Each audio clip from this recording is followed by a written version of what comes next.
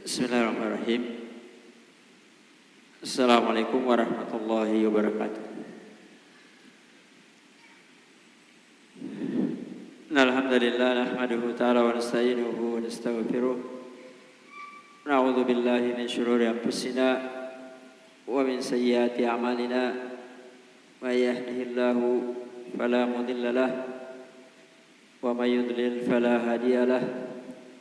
Asyhadu an la ilaha illallah wahdahu la syarika lah wa asyhadu anna nabiyyana Muhammadan sallallahu alaihi wa ala alihi wasallam.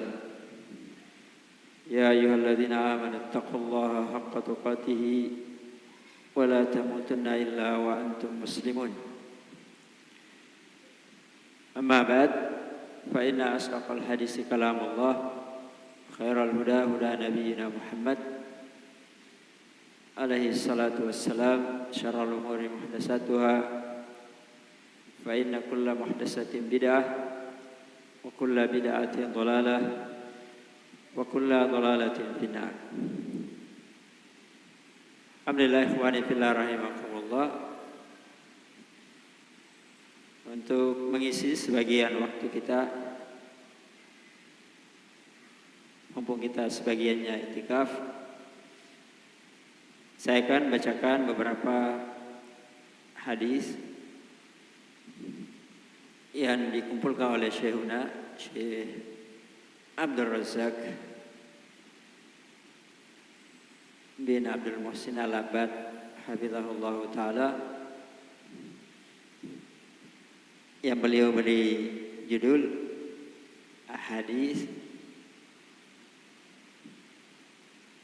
hadis-hadis Islahil Qulub, hadis-hadis untuk memperbaiki hati.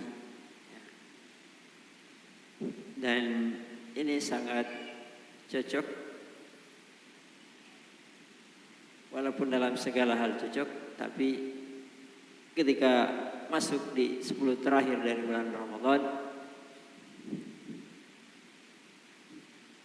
karena maksud utama dari ibadah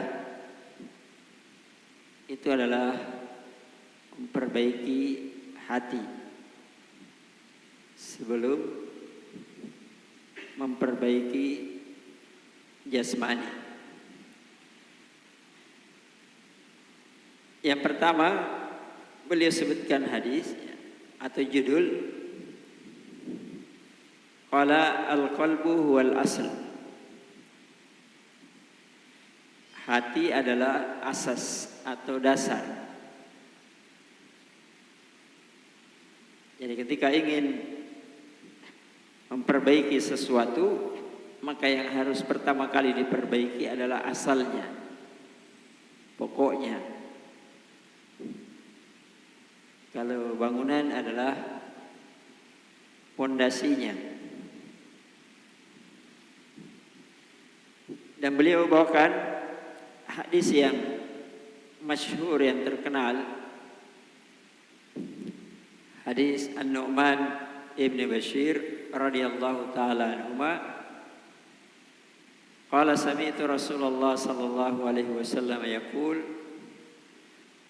wa ahwa an-nu'manu bi isbi'aihi ila udhunayhi.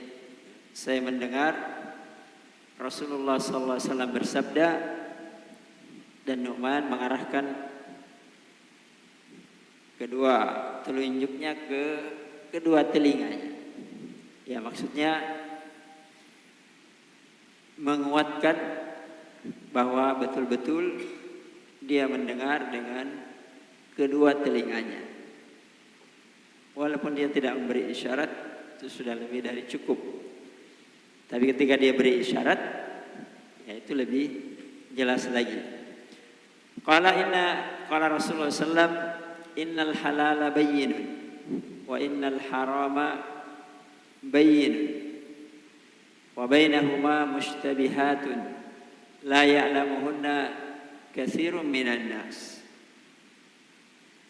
Faman ittaqa syubhati istabra'a li dinihi wa irdihi wa man waqa'a fi syubhati waqa'a fil haram karra'i yar'a haulal hima yushiku ay yarta'a fihi ala wa inna likulli malikin hima ala wa inna himallahi maharimuhu ala wa inna fil jasadi mudghah wa in salahat salahal jasadu kulluh wa in fasadat fasadal jasadu kulluh ala wa hiyal qalbu tafaqun alaih.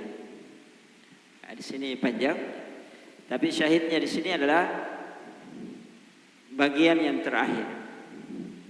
Bagian yang terakhir yang sudah sering kita dengar, ala wa inna fil jasadi mudghah. Ketahuilah bahwa semuanya di jasad kita, di tubuh kita ada namanya mudghah, ada segumpal daging.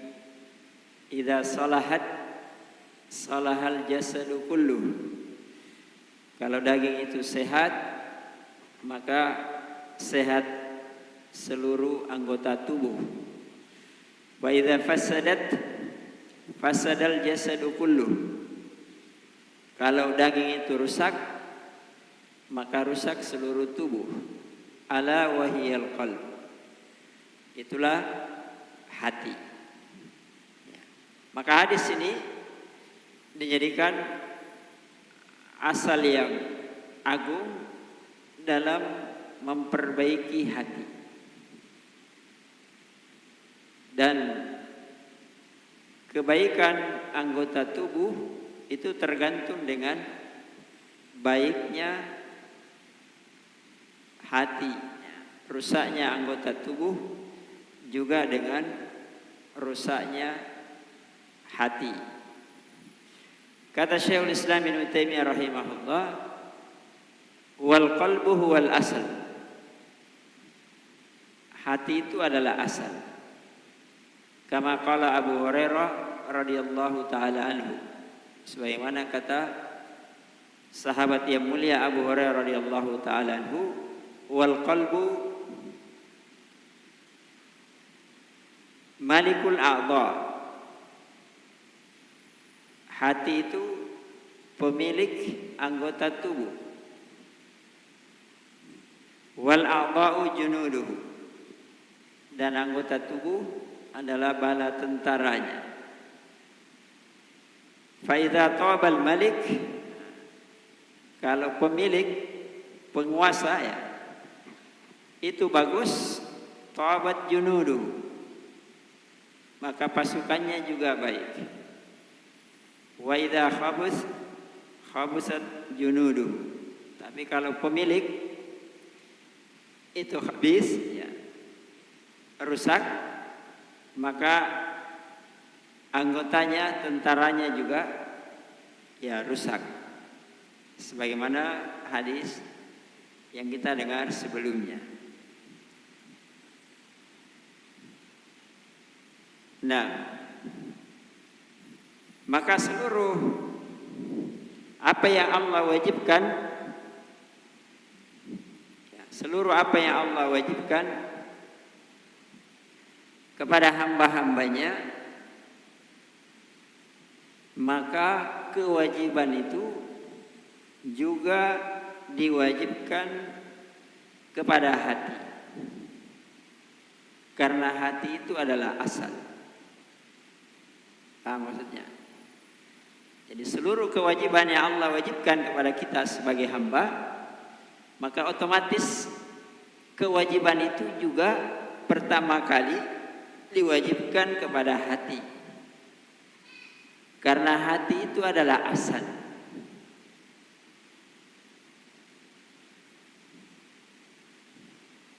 Nah, dan wa in wajaba ala ghairihi taba'an. Dan kalau diwajibkan kepada selain hati, maka itu hanya mengikut, bukan dia sebagai pokok. Maka seorang hamba diperintah atau dilarang Maka yang paling pertama mengetahui perintah dan larangan itu adalah hatinya. Sehingga ketika seorang hamba melakukan suatu amalan ketaatan, mengerjakan perintah, ya maka ia mengerjakan perintah pertama kali itu adalah hatinya. Yang tahu perintah atau larangan itu juga adalah hatinya. Jadi misalnya ketika seorang hamba diperintah untuk sholat, maka yang paling wajib duluan sholat adalah hatinya. Yang paling pertama tahu itu perintah sholat adalah hatinya. Zakat atau puasa. Nah, sehingga ketika seorang hamba berpaling untuk mengetahui perintah itu, berpaling untuk ingin mengerjakan perintah itu, maka yang paling pertama maksiat dari perintah itu adalah hati. Jadi hatinya yang maksiat, maka anggota badannya hanya mengikut. Anggota badannya hanya mengikut. Karena itu misalnya Allah Azza wa Jalla berfirman, menceritakan kepada kita bagaimana orang-orang yang celaka. Apa kata Allah? Fala saddaqa wala shalla. Jadi mulai fala saddaqa wala shalla. Dia tidak membenarkan. Maka yang membenarkan adalah hati. Baru kemudian tidak salat. Walakin kadzdzaba wa tawalla. Tetapi hatinya yang berdusta, maka dia pun berpaling. Nah, adapun orang-orang yang bahagia, innal ladzina amanu, yang pertama kali beriman adalah hati. Baru kemudian wa amilus sholihat, diikuti dengan anggota tubuh yang lain beramal saleh. Perintah itu ada dua macam. Ada perintah yang merupakan amalan zahir terhadap anggota tubuh. Dan ini tidak bisa dikerjakan kecuali diilmui oleh hati, diinginkan oleh hati. Karena hati itu adalah asal. Di semua amalan seperti kita berwudu, mandi, untuk bersuci, salat. Salat juga banyak amalannya, ada ruku, ada berdiri, ada sujud, dan semua amalan-amalan yang lain. Walaupun di situ bentuknya ucapan, bentuknya sebagiannya perbuatan, maka hati lebih khusus dengannya. Karena pasti hati tahu apa yang dia ucapkan dan apa yang dia lakukan. Hati yang tahu apa yang dia ucapkan dan apa yang dia lakukan. Ya maka ini kesimpulannya ya jelas bahwa hati adalah asal pada seluruh perbuatan dan ucapan. Seluruh apa yang Allah perintahkan dari perbuatan yang zahir maka harus diketahui oleh hati dan bermaksud dengan hatinya. Demikian pula perbuatan. Sehingga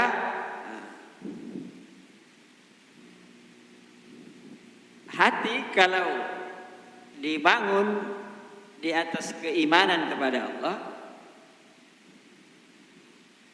dibangun di atas kecintaan, dibangun di atas pengagungan, harapan, rasa takut, tawakal dan seterusnya, maka anggota tubuh itu akan ikut menjadi baik.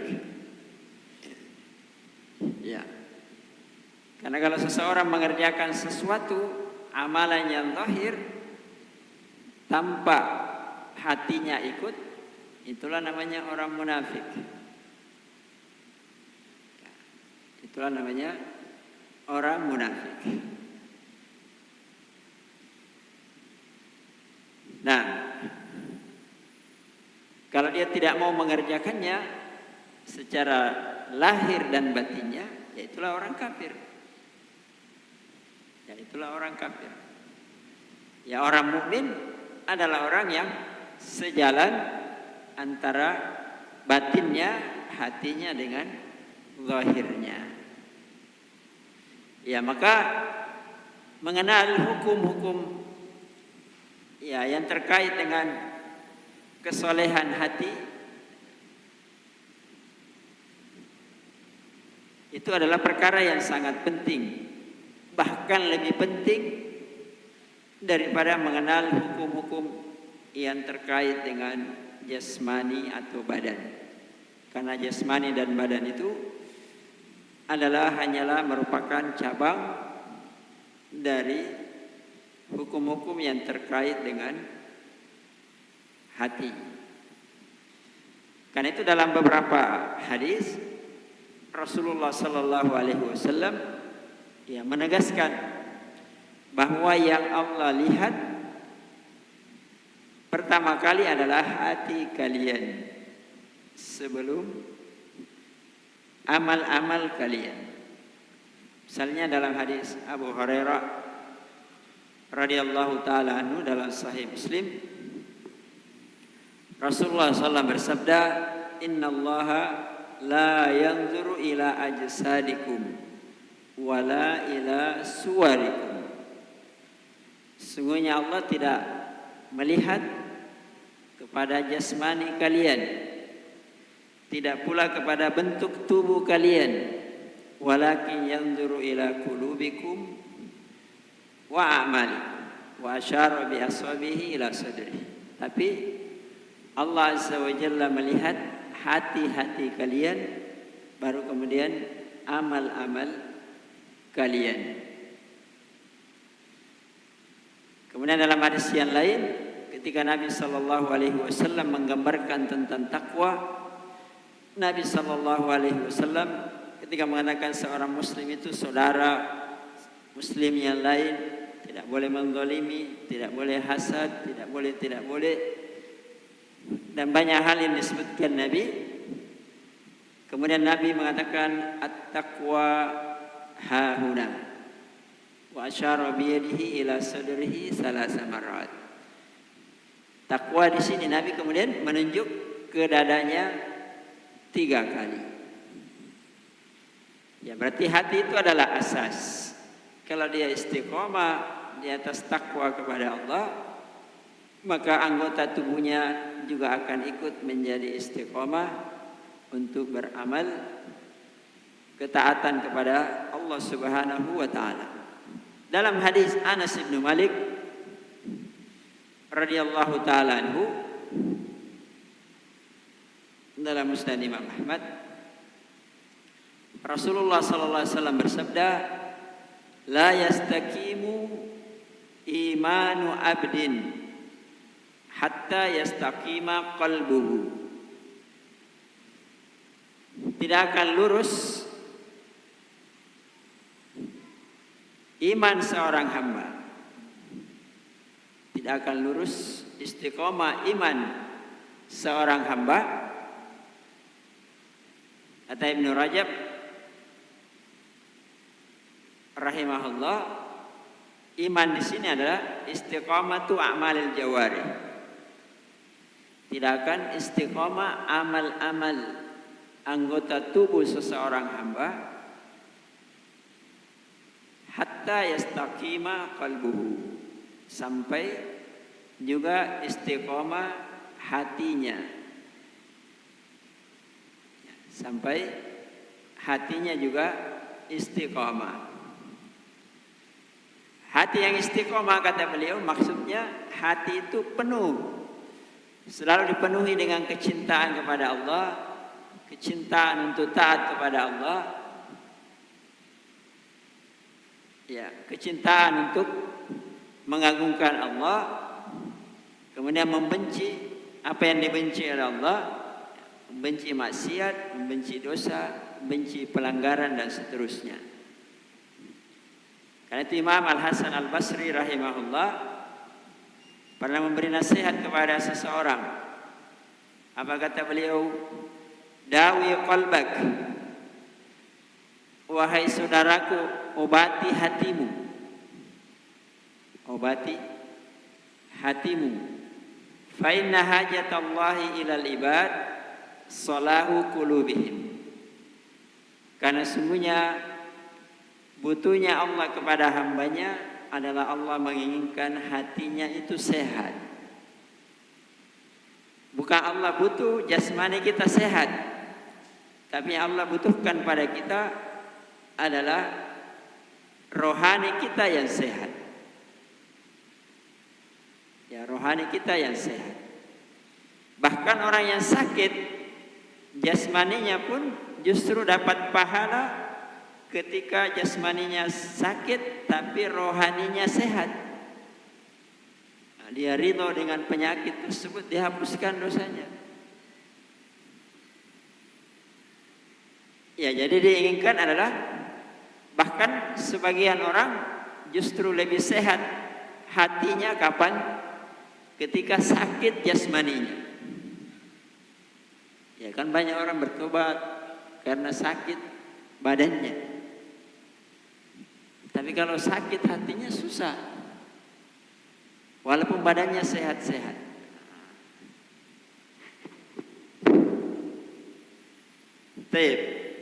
Dan sehatnya hati, ketika hati itu menancap di dalamnya ya ma'rifatullah, mengenal Allah, mengagungkan Allah, mencintai Allah, berharap, tawakal dan seterusnya, dan itulah namanya hakikat tauhid. Ya, hakikat tauhid, la ilaha illallah. Karena hati tidak akan sehat sampai dia menjadikan sesembahannya itu hanya satu, tidak ada sekutu baginya. Ketika dia mengenal, mencintai, takut kepada yang dia sembah satu-satunya. Ya, bahkan bumi dan langit ini seandainya ada ilah yang benar padanya selain Allah, maka bumi dan langit ini akan jadi rusak. Lau kana fihi ma aliha illallah la fasadata. Seandainya yang mengurus bumi dan langit ini ada dua ilah yang disembah selain Allah, maka bumi dan langit ini akan menjadi rusak. Karena itu bisa kita pahami apa inti dakwah para rasul, memperbaiki hati dengan mendakwakan tauhid. Ya. Jadi semakin banyak manusia yang mendiami bumi ini bertauhid, maka bumi ini semakin sehat. Dan semakin banyak orang yang berbuat kesyirikan, dosa dan pelanggaran, maka bumi ini semakin rusak.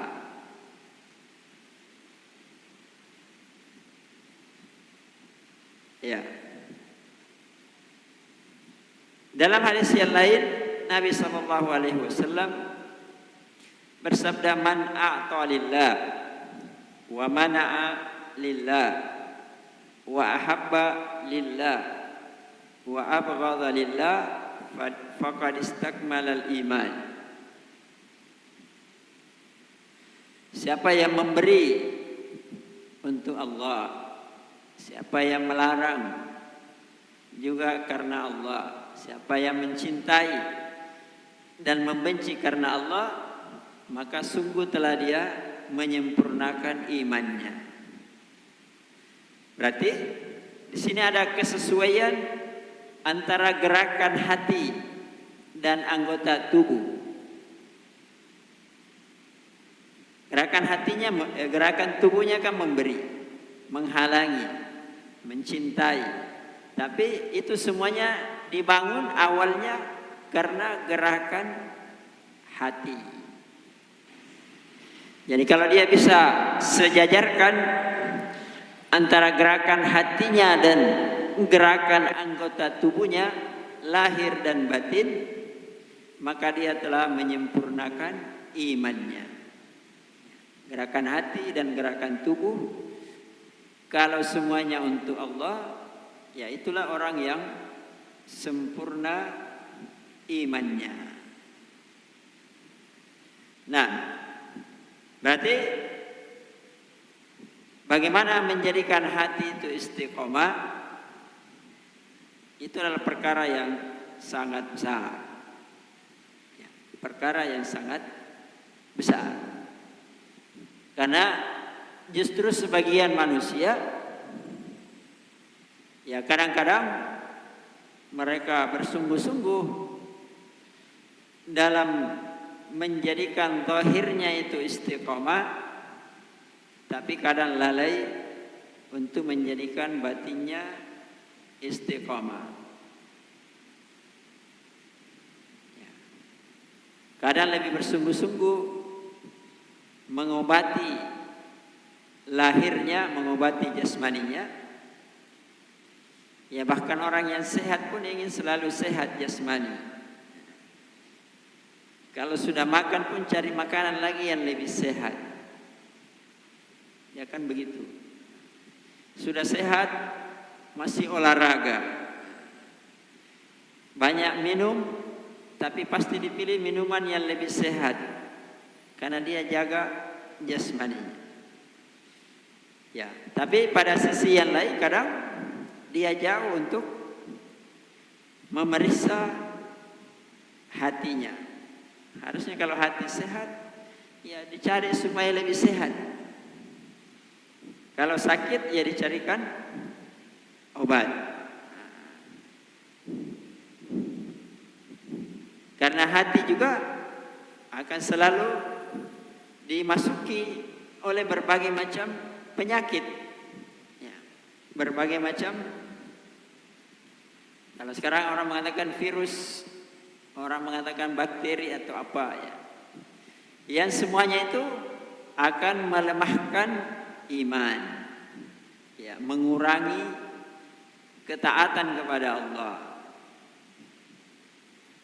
Nah, jadi ketika ingin istiqomah di atas ketaatan kepada Allah, maka adalah seseorang itu bermujahadah, bersungguh-sungguh untuk mengobati hatinya, mengobati jiwanya, bersungguh-sungguh untuk menjauhi segala macam penyakit yang bisa merusak hatinya.